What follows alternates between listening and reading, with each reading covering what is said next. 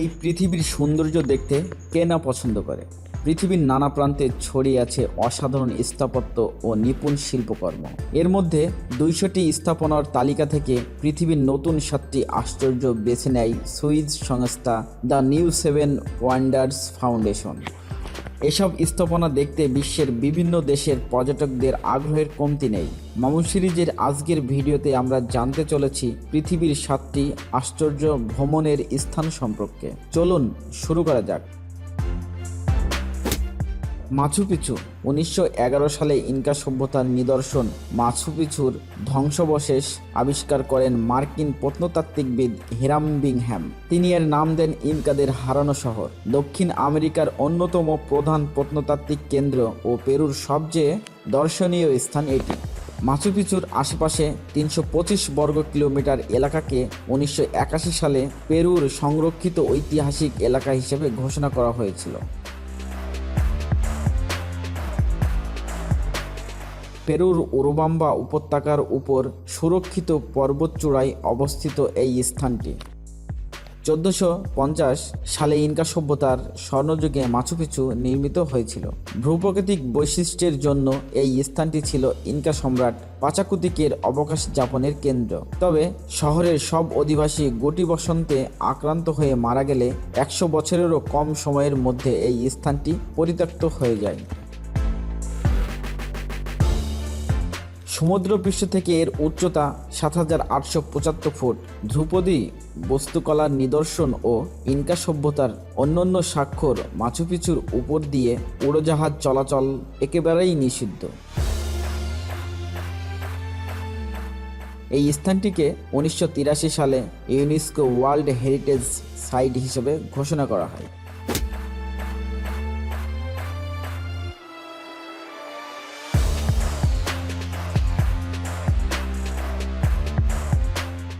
Great wall of China. চীনের মহাপ্রাচীর great wall of চায়নায় প্রতি বছর বিপুল সংখ্যক পর্যটক দেখতে আসেন। এর মোট দৈর্ঘ্য 2196 কিলোমিটার। চীনের উত্তর সীমান্তকে মঙ্গোলীয়দের হাত থেকে রক্ষা করার জন্য খ্রিস্টাব্দপূর্ব 220 থেকে 206 সনে চীনের প্রথম সম্রাট কিং শি হুয়াং এটি নির্মাণ করার উদ্যোগ নিয়েছিলেন। অনেকের ধারণা এটি নির্মাণের জন্য প্রায় 10 লক্ষ শ্রমিক কাজ করেছিলেন। তাদের মধ্যে 3 লক্ষ শ্রমিক বিভিন্ন ধরনের দুর্ঘটনায় প্রাণও হারিয়েছিলেন। মিন যুগেও এই প্রাচীরের অনেকটা অংশই নির্মাণ করা হয়েছিল। বেইজিং শহরকে ঘিরে থাকা মহাপ্রাচীরের অংশ পর্যটকদের কাছে বেশ জনপ্রিয়। বেইজিংয়ের আশপাশে দেয়ালটি 26 ফিট পর্যন্ত উঁচু এবং 16 ফিট প্রস্থ। প্রতিদিন গড়ে 50,000 পর্যটক গ্রেট ওয়াল অফ চায়না ঘুরে দেখেন। 1987 সালে ইউনেস্কো এই স্থানটিকে ওয়ার্ল্ড হেরিটেজ সাইট হিসেবে ঘোষণা করেছিল।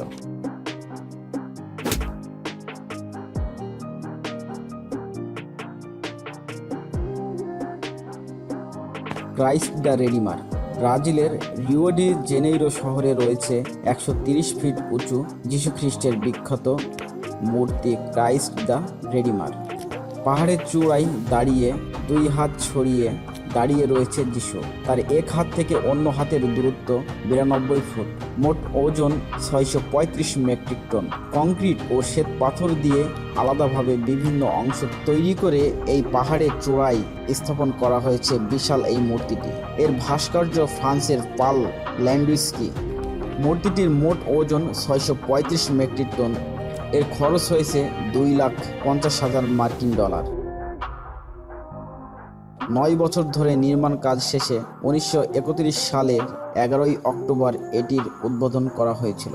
রিও ডি জেনেইরো জিতুকা ন্যাশনাল পার্কের কার্কোভাদ পাহাড়ের চূড়ায় অবস্থিত এই মূর্তিটি ক্রাইস্ট দ্য রিওডিমার ব্রাজিলের ঐতিহাসিক স্থাপত্য।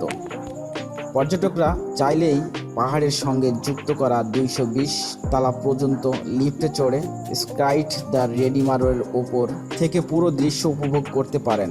যীশুখ্রিস্টের এই মূর্তি দেখতে প্রতি বছর ব্রাজিলের ভিড় জমান 20 লাখেরও বেশি পর্যটক। Chichen Itza. মেক্সিকোতে পর্যটকদের সবচেয়ে জনপ্রিয় স্থানের তালিকায় চিচেন ইৎজার নাম সবার উপরের দিকেই থাকে। এটি হলো মায়া সভ্যতার এক বিস্ময়কর নগরী।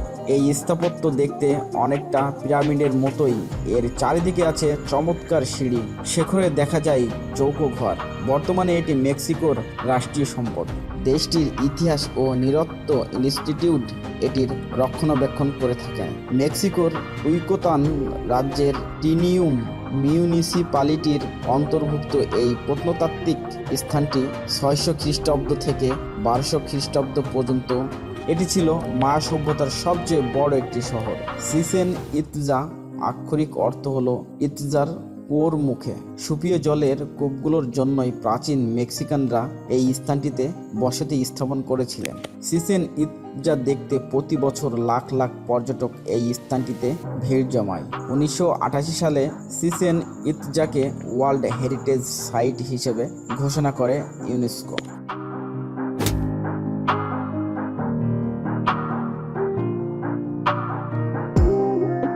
কলোসিয়াম ইতালির রোমের সবচেয়ে বিখ্যাত দর্শনীয় স্থান হলো কলোসিয়াম। বিশ্বের সবচেয়ে সেরা স্তম্ভগুলোর মধ্যে এটি অন্যতম। এতে রয়েছে রোমান প্রকৌশলের চোখ ধাঁধানো নৈপুণ্য। নিষ্ঠুর সম্রাট টাইসের তত্ত্বাবধানে এটির নির্মাণ কাজ শেষ হয়েছিল। ইমারতটির মঞ্চ নাটক, গ্ল্যাডিয়েটরদের লড়াই, জীবজন্তুর লড়াই ও বিদ্রোহীদের মৃত্যুদণ্ড কার্যকর করার জন্য ব্যবহার করা হতো। ইতিহাসবিদরা জানান, উদ্বোধনী দিনে হাতি, গন্ডার, সিংহ, ভাল্লুক, বুন মহিষ সহ 9000 প্রাণীকে হত্যা করা হয়েছিল কলোসিয়ামে। এরপর পশুর স্থলে এই স্থানটিতে যুদ্ধবন্দীদের একের পর এক মরণপণ খেলার সঙ্গে লড়াই করার কাজে ব্যবহার করা হতো। রোমের শাসক জুলিয়াস সিজার 300 গ্ল্যাডিয়েটরদের লড়াই উপভোগ করতেন এই স্থানটিতে।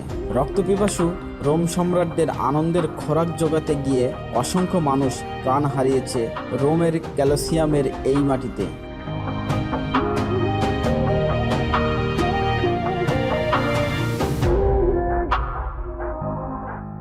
এখানে লড়াই করা ব্যক্তিদের বলা হয় গ্ল্যাডিয়েটর। হলিউডের রাসেল ক্রো অভিনীত গ্ল্যাডিয়েটর ছবি তৈরি হয়েছে ঐতিহাসিক এই ঘটনার পরিপ্রেক্ষিতে। 217 খ্রিস্টাব্দে অগ্নিকাণ্ডে ভবনটি ক্ষতিগ্রস্ত হয়েছিল। এরপর 443 খ্রিস্টাব্দে এবং 1349 খ্রিস্টাব্দে দুইবার ভূমিকম্পে প্রায় ধ্বংস হতে এসেছিল এই স্থাপনটি। 6ষ্ঠ শতকে এটি রূপান্তরিত হয়েছিল একটি সমাধিক্ষেত্রে। দ্বাদশ শতকের আবাসিক ও বাণিজ্যিক অবস্থান হিসেবে গড়ে তোলা হয় বেশ কয়েকটি ভবন। ত্রয়োদশ দশকে এটি হয়ে ওঠে একটি দুর্গ, 4 তলা বিশিষ্ট। বৃত্তাকার ছাদবিহীন কলোসিয়াম নির্মাণ শৈলীর বিস্ময়কর এক সৃষ্টি। এটি 189 মিটার দীর্ঘ ও 156 মিটার চওড়া। এর মূল এলাকা 6 একর। বছরে প্রায় 40 লাখ ভ্রমণ পিপাসু কলোসিয়াম দেখতে এই স্থানটিতে ঘুরতে আসেন।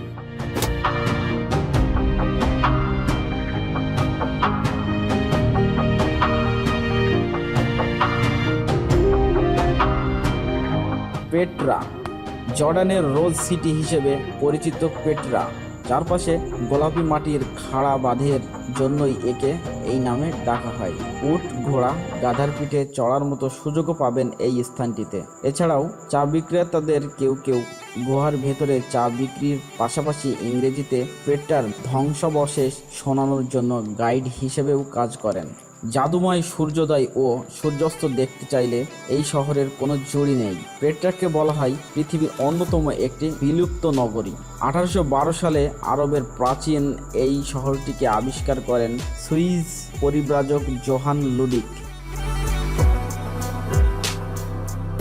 জর্ডানের দক্ষিণ পশ্চিমে ওয়াদি মুছার পূর্বে হুর পাহাড়ের পাদদেশে খ্রিস্টাব্দপূর্ব 312 সনে নবাতাইন রাজ্যের রাজধানী হিসেবে গড়ে উঠেছিল পেট্রা। গুহার মধ্যে তৈরি হওয়া এই নগরটি একেবারেই সুরক্ষিত ছিল। পেট্রার চারিদিকেই উঁচু পাহাড় আর ঝর্ণাধারা পর্যটকদের বিমোহিত করে। রোমান শাসনের সময় সামুদ্রিক বাণিজ্য শুরু হলে এটি দ্রুতই ধ্বংস হতে থাকে।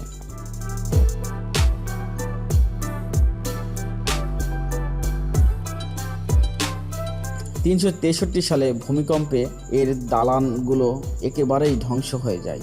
মধ্যযুগে পেট্রার ধ্বংসাবশেষ ব্যাপকভাবে আলোচিত হয়। 1985 সালে ইউনেস্কোর ওয়ার্ল্ড হেরিটেজ সাইট হিসেবে পেট্রাকে ঘোষণা করা হয়। এর 4 বছর পর 1989 সালে পেট্রা ন্যাশনাল ট্রাস্ট গঠন করা হয়।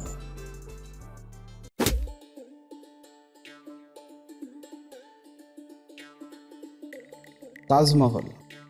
শতাব্দী ধরে ভারতের আগ্রায় যমুনা নদীর তীরে জাদু ছড়াচ্ছে তাজমহল। অনেকের মতে বিশ্বের যে কোনো স্থাপত্যের তুলনায় এটি অনেক বেশি সৌন্দর্যপূর্ণ। পুরোপুরি সাদা মার্বেল পাথর দিয়ে বানানো, পূর্ণিমার আলোয় মুক্ত ঝরাতো বলেই অনেকেই বিশ্বাস করেন। মুঘল সম্রাট শাহজাহান তার স্ত্রী মমতাজের প্রতি ভালোবাসার স্মৃতিস্বরূপ এই স্থাপনাটি নির্মাণ করেছিলেন।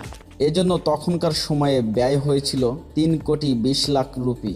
22 বছর ধরে এটি বানাতে কাজ করেছিল 20,000-এরও বেশি শ্রমিক। 1648 সালে এটি নির্মাণ কাজ শেষ হয়। তাজমহলকে মোগল স্থাপত্য শৈলীর আকর্ষণীয় নিদর্শন হিসেবে বিবেচনা করা হয়। এর স্থাপত্য শৈলীতে পারস্য, তুর্কি, ভারতীয় এবং ইসলামী স্থাপত্য শিল্পের সম্মিলন রয়েছে।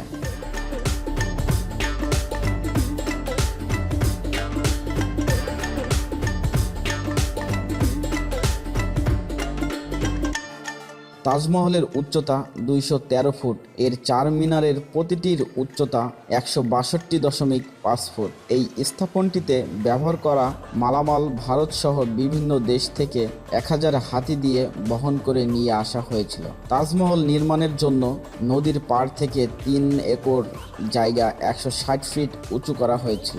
তাজমহলের সামনের চত্বরে 3229 বর্গফুট জায়গায় 16টি ফুলের বাগান রয়েছে। বাগানের মাঝখানে একটি উঁচু মার্বেল পাথরের পানি চৌবাচ্চা আর উত্তর দক্ষিণের দিকে একটি সরল রৈখিক চৌবাচ্চা রয়েছে। এতে তাজমহলের প্রতিফলন ও দেখা যায়।